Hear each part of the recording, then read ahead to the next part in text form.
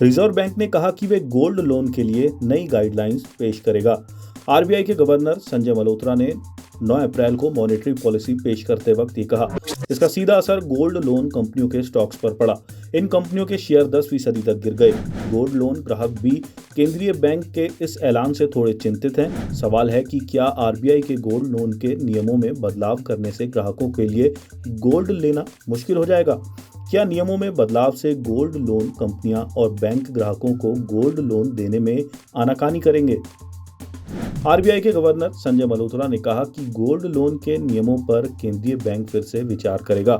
इसका मकसद gold loan के मौजूदा नियमों की खामियां दूर करना है। दरअसल केंद्रीय बैंक ने गोल्ड लोन के नियमों में कई तरह की कमियां पाई हैं। वे उन कमियों को दूर करना चाहता है।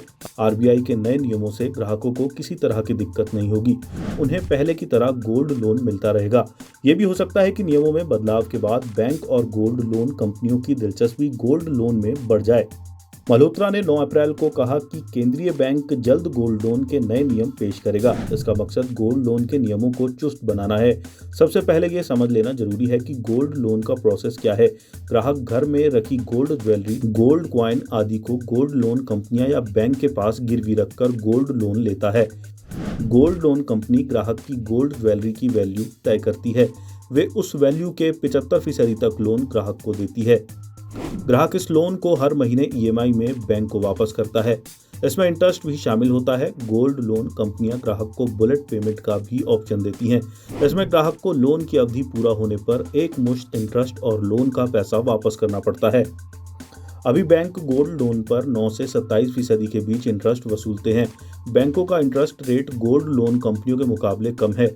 गोल्ड लोन कंपनियां और बैंक ग्राहक को उनके गोल्ड की एवज में लोन देते हैं, जिससे उनका पैसा पूरी तरह सुरक्षित रहता है। इसका मतलब यह है कि उन्हें अपना पैसा डूबने का डर नहीं होता है।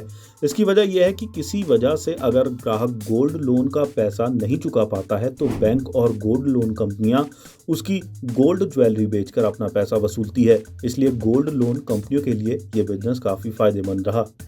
पिछले कुछ सालों में गोल्ड लोन में बैंकों की दिलचस्पी भी बढ़ी है। उन्हें ये कमाई का अच्छा जरिया लगता है। इसमें उन्हें अपना पैसा डूबने का डर नहीं होता, जबकि इंटरेस्ट रेट काफी अट्रैक्टिव है। यही वजह है कि पिछले कुछ सालों में सरकारी और प्राइवेट बैंकों ने खुलकर ग्राहकों को गोल्ड लोन देना शुरू कर दिया।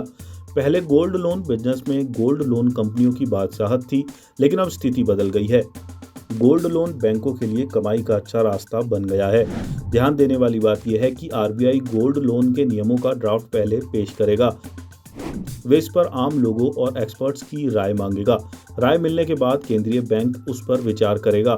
फिर वे नए नियम पेश करेगा, जिसका पालन बैंकों और गोल्ड लोन देने वाली कंपनियों को करना होगा। इसका मतलब है कि इस प्रक्रिया में समय लगेगा और ग्राहकों को ऐसा लगता है कि गोल्ड लोन के नियम कल से बदल जाएंगे, तो ऐसा नहीं है। अभी गोल्ड लोन के नियम एक समान नहीं है। बैंकों और गोल्ड लोन कंपनियों को एक ही तरह के प्रोडक्ट पर अलग अलग नियमों का पालन करना पड़ता है। आरबीआई चाहता है कि सभी रेगुलेटेड एंटिटीज के लिए एक जैसे नियम होने चाहिए। केंद्रीय बैंक नए नियमों में इस फर्क को खत्म कर देगा। दरअसल आरबीआई को गोल्ड लोन देने में कई तरह की गड़बड़ियों का पता चला था। गोल्ड लोन देने में बैंक और गोल्ड लोन कंपनियां जल्दबाजी करती हैं। वे ड्यू डिलिजेंस यानी ग्राहक के बैकग्राउंड जानने पर ध्यान नहीं देती हैं। अभी गोल्ड लोन देने के लिए बैंक और गोल्ड लोन कंपनियां एक जैसे लोन टू वैल्यू यानी एलटीवी रेशियो का पालन नहीं करते हैं। यहाँ तक कि कुछ गोल्ड लोन कंपनियां ग्राहकों की तरफ से गिरवी रखे गए गोल्ड ज्वेलरी के स्टोरेज के लिए फिनटेक एजेंट्स और थर्ड पार्टी कंपनियों की सेवाएं ले रही हैं। पहले गोल्ड लोन कंपनियां ये काम खुद करती थीं। गोल्ड लोन स्टोरेज में फिनटेक और थर्ड पार्टी कंपनियों की भूमिका को आरबीआई ठीक नहीं मानता है। इसके अलावा ग्राहकों को गोल्ड लोन नहीं चुकाने पर गोल्ड लोन कंपनियां गोल्ड ज्वेलरी की नीलामी की जो प्रक्रिया अपनाती हैं उसमें भी कमियां पाई गई हैं। आरबीआई का मानना है कि नियमों में इन कंपनियों से सबसे ज्यादा नुकसान ग्राहकों को होने का डर है।